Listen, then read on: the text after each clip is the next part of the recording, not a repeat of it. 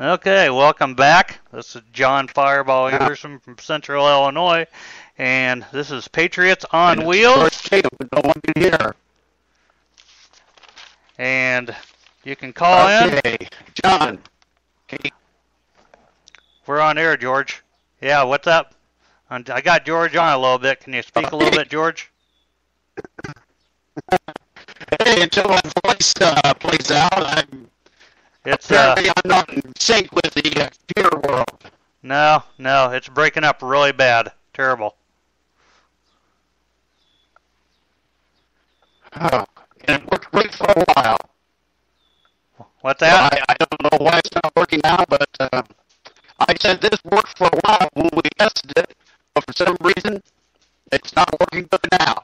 Yeah, I don't know. 2 weeks ago it worked just fine, and I don't know what's going on now. It's not something's going on with you, I think, because it's not recognizing. You said it wasn't recognizing you were plugged in.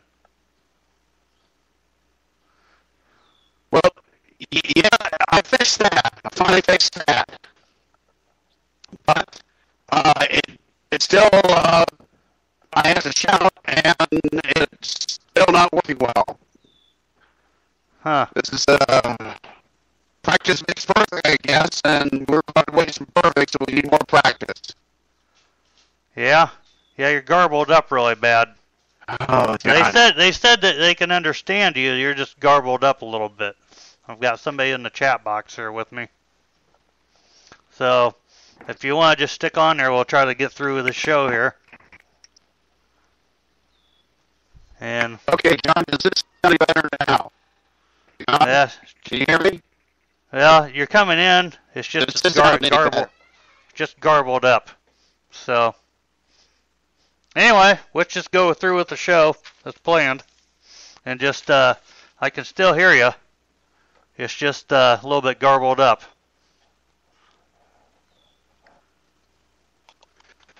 Okay. And this is the most expensive headset I could get at Walmart. It's Skype compliant, everything. Yeah, I don't know what's going on. Something's going on. Well, because mine's the same as yours, and it's working just fine. I don't. Do you have anything, other programs open?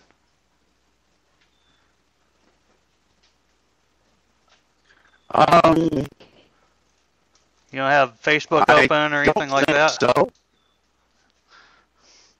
Yeah, I'm gonna have to make it over there sometime this week and check it out.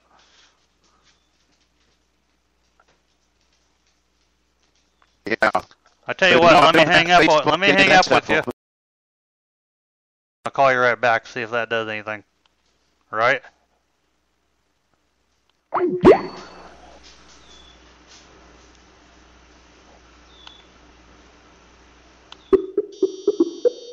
Trying to get George Tinkham on here, my co-host.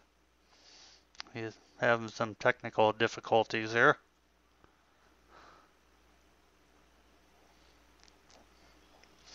We had a pretty good show planned out for you folks tonight. Stop and go at red lights and how your voice can count in memberships. Now I can't even get through to him.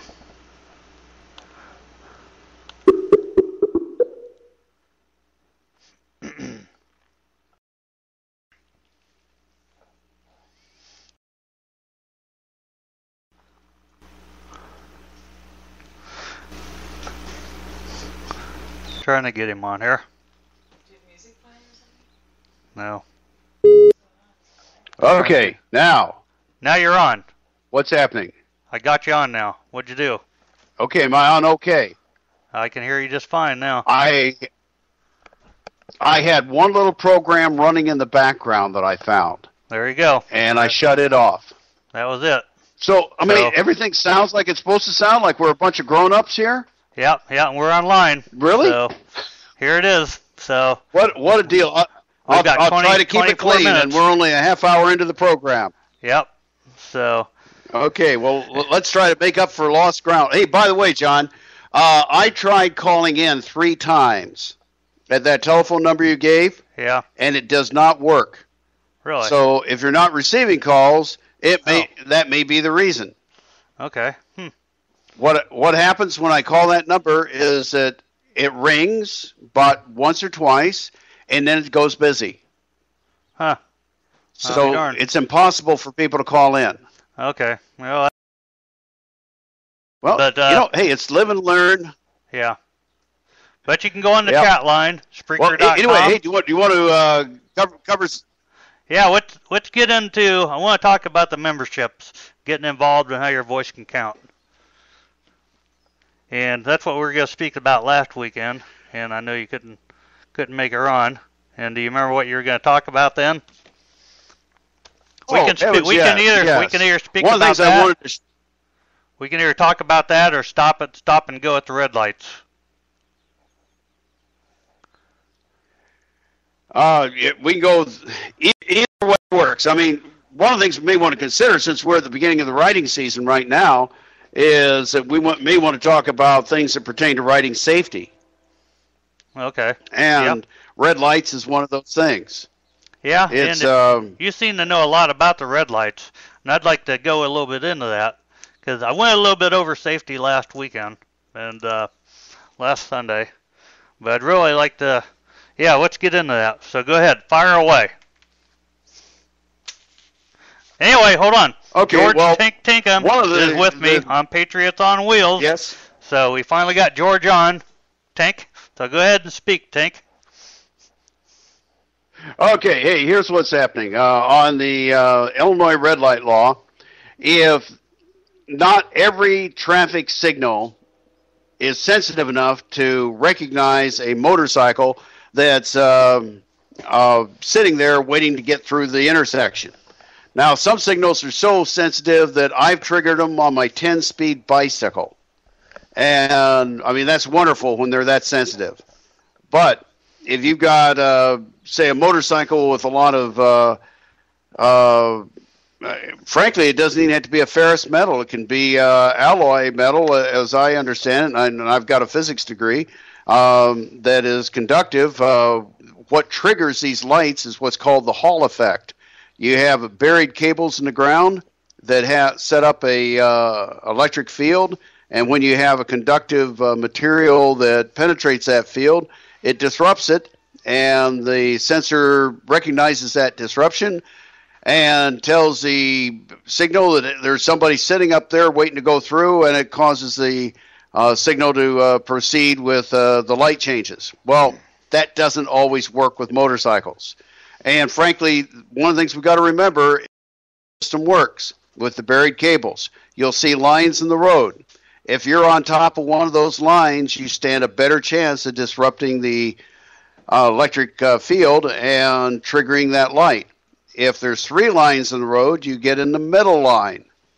And I'm told that if you are at a corner where the lines meet, that you the light. But when you've done everything correctly and it still doesn't work, and you've been there for not 1 minute, but 2 minutes, 120 seconds, Illinois law allows you to proceed with caution. Check both ways. If there's other traffic on the road, they have the right of way, and then you can proceed. We convinced the General Assembly that especially air-cooled motorcycles cannot sit indefinitely with the engine running, waiting for a broken traffic signal to do its job. So that's something to remember, that the traffic signal law in Illinois has changed to allow you to proceed with caution after 120 seconds, 2 minutes. And the reason that law changed is because ABATE of Illinois pushed for it. ABATE of Illinois is the strongest voice for motorcycling rights in the state, and it's the strongest voice this state has ever seen. I'm a retired staff attorney with the Illinois Department of Transportation, and I know how effective this organization is. I've lived at the heart of the beast, and I've seen the kind of influence that this organization has in this state. And it's a wonderful thing when people get together, speak with one voice, and act responsibly. Now, one of the things that John and I were going to discuss, and I'm kind of spinning off from one thing to another, John, if that's all right. Hey, go ahead. That's fine. John, are you there? Yep, I'm here. Okay. Okay, I was going to segue from the specific into the general. The specific having to do with traffic signals, the general having to do with how you can function as a responsible citizen by working with others. Now, I grew up riding motorcycles in the 50s and 60s all the way through the present. I've been riding for over 50 years. And for the longest time, it seemed like motorcyclists simply weren't appreciated by our politicians.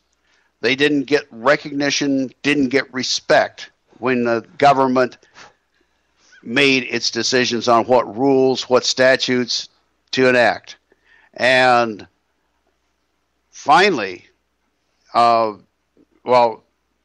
really dig deep into history, in '69, a couple of very important things happened. To my mind, one of the most important things was right here in Illinois, and that's when the Illinois Supreme Court handed down a decision in the Freeze matter. Donald Freeze and George Tinkham both got arrested for riding motorcycles without helmets in 1968. Well, one of the two just bellyached and didn't do a damn thing about it, and the other one bellyached to his local motorcycle dealer, Rich Nebb.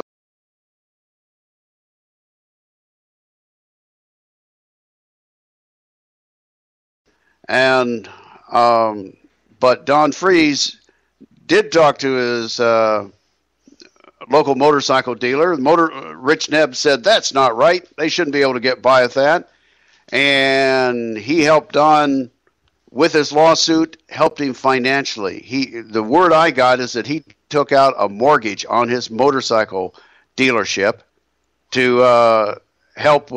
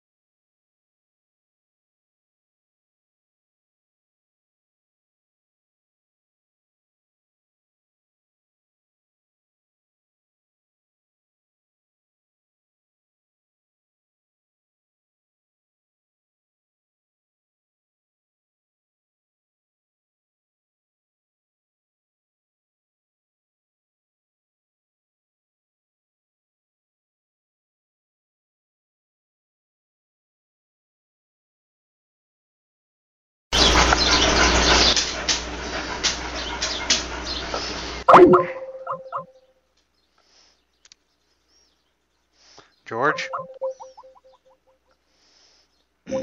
George?